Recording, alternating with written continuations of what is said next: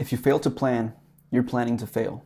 This famous quote, beloved by teachers everywhere, is attributed to Benjamin Franklin, and it's often used to reference the importance of planning. When you set out to achieve your goals or really just accomplish anything in life, you need to do your due diligence. You gotta cross your T's and dot your I's.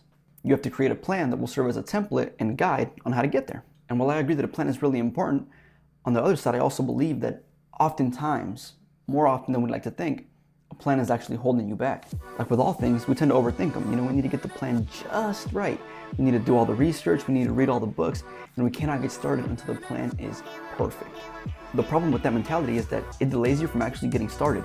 And while you can learn a lot from reading books and doing research, I promise you that once you get started, it'll be completely different than anything you read. It's just gonna change your whole world. Theory and practice are two very different things. It's kind of like the story of the two fishermen. In the beginning, they're just two guys who both want to get good at fishing. The first guy decides that in order to get started, he needs to first learn about it. So he starts to read all the fishing magazines, he starts to watch YouTube videos about fishing, he starts to buy all of the best gear that he can find. He even goes as far as to talk to local fishermen about the best spots and doing research on the best bait. And after weeks of preparation, he's finally ready to start. But when he goes out there, there's no fish. Which leads us to the other fisherman, because instead of taking all this time to plan and research everything out, he just started fishing. He bought a cheap rod and just set out into the water. On day 1, he caught nothing. Day 2, still nothing. Day 3, still nothing. But every day that he was out there, he learned something. He tried new spots, he tried new baits, and eventually he caught his first fish. And when he found that combination that worked, he just kept fishing and fishing and fishing until he caught all the fish in the area. So basically, by the time the first fisherman got started, the second had already caught everything because he didn't waste any time planning and just started doing it. So the lesson again from that story is that your plan will never be perfect. And even if you start off with a great plan, it'll probably have to change as soon as you get started, because until you do, you won't actually understand what it's like doing the thing.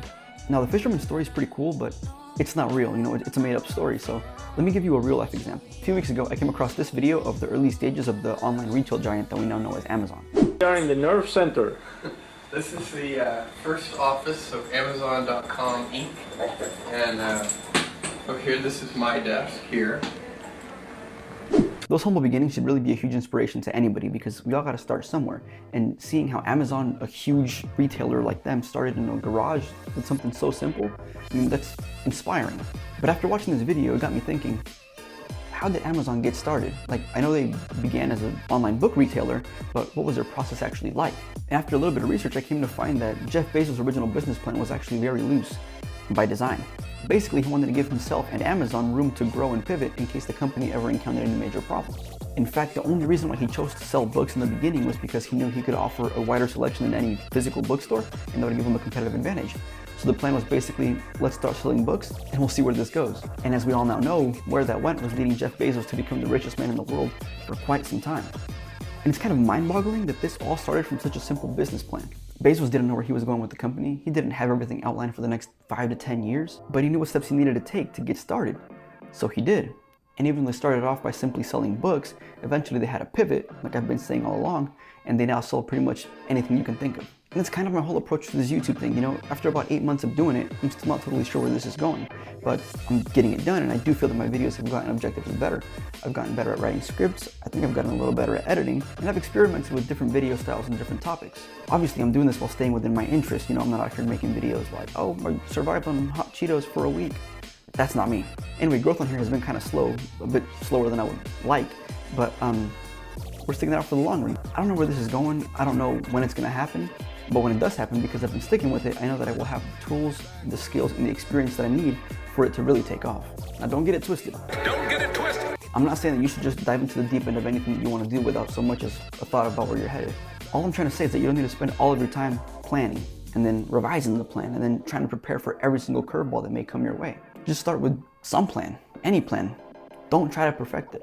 There's this guy, right? His name is Nate Soares. He runs an AI research facility out of Berkeley, California. Well, at least he used to. I haven't really seen any updates in the company since 2021, but that's besides the point. Anyway, at one point, this guy had a blog called Minding Our Way, and he wrote some pretty cool stuff on there. My favorite thing he ever wrote, which is pertinent to this subject here, was this: the way you end up doing good in the world has very little to do with how good your initial plan was. Most of your outcome will depend on luck, timing, and your ability to actually get out of your own way and start somewhere. The way to end up with a good plan is not to start with a good plan, it's to start with some plan.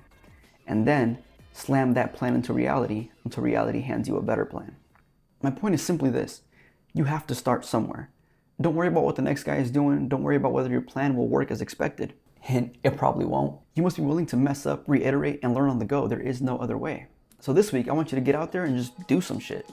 Make a basic plan and just get started. You'll probably fail, but I promise you that you will learn a hell of a lot more from failing than you would from just planning and researching. Because who knows, that thing that you just start could turn into the next Amazon. But with that, thank you for watching. Don't forget to like, comment, and subscribe, and I'll catch you in the next one. Peace.